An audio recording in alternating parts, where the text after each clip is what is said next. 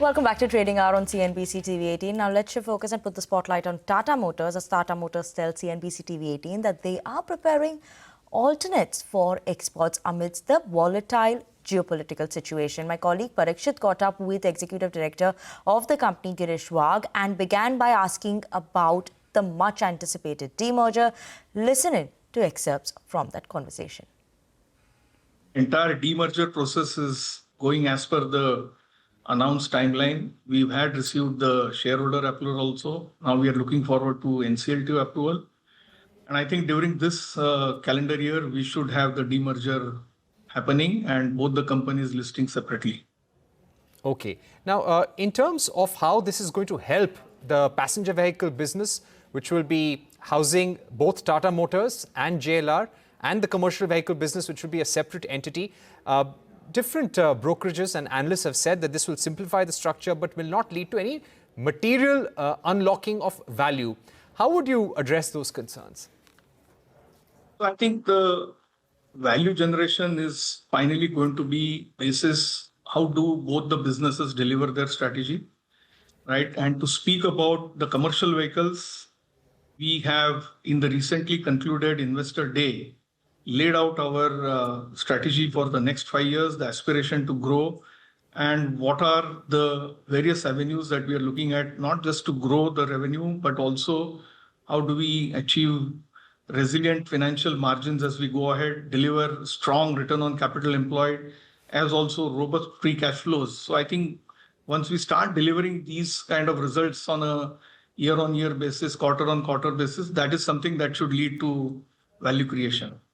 Right. What would be your outlook for growth in this quarter and also for the full year FY26 right now?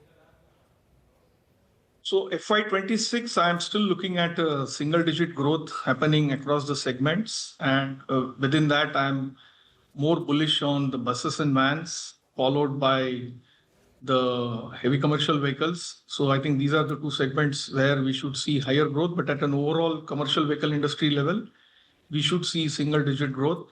And this is despite having a shift happening towards higher tonnage vehicles. Could you also give us a sense of your offtake in terms of the EV business? The EV business, let me go segment by segment. I think in buses, we have been operating now more than 3,600 buses across 10 cities. Cumulatively, they have covered more than 31 crore kilometers. So we have a lot of experience under our belt now. And while doing so, we have, I think, fine-tuned our model for managing these buses. We achieved an EBITDA break-even during the last year. I think we are going to further improve the financials during the current year.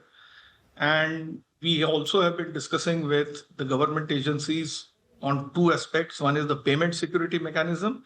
And second is migrating towards an asset-light model because we can't afford to have these many buses on our balance sheet. I think all these things seem to be falling in place, and therefore we should be up for the next tenders which may be coming up. Right. So this is about buses. In small commercial vehicles, I think unfortunately the FAME incentive which was available for the last mile mobility was removed during the last year. But despite that, I think we continue to sell a good number of vehicles. And just recently, that is yesterday, we have launched a new small commercial vehicle, Ace Pro, which is going to be the most affordable four-wheeler, both in ICE as well as EV format. And that's something that should give us additional volumes in the last mile mobility.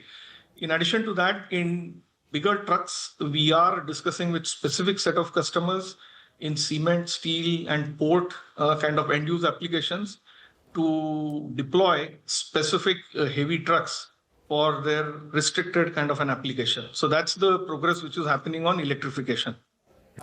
Finally, sir, the geopolitical tensions that we are seeing constantly, issues related to rare earth magnets and supply chains, domestic pressures as well, how is that going to impact pricing and production in the months to come? So, 20% of our international business or export actually goes through that channel.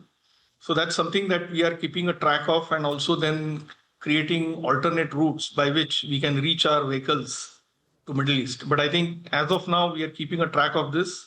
and be prepared with action plans.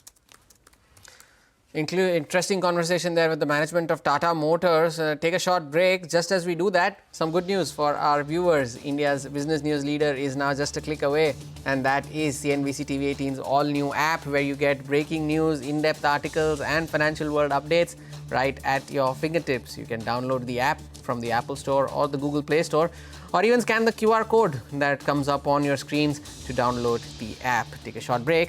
Back in just a bit.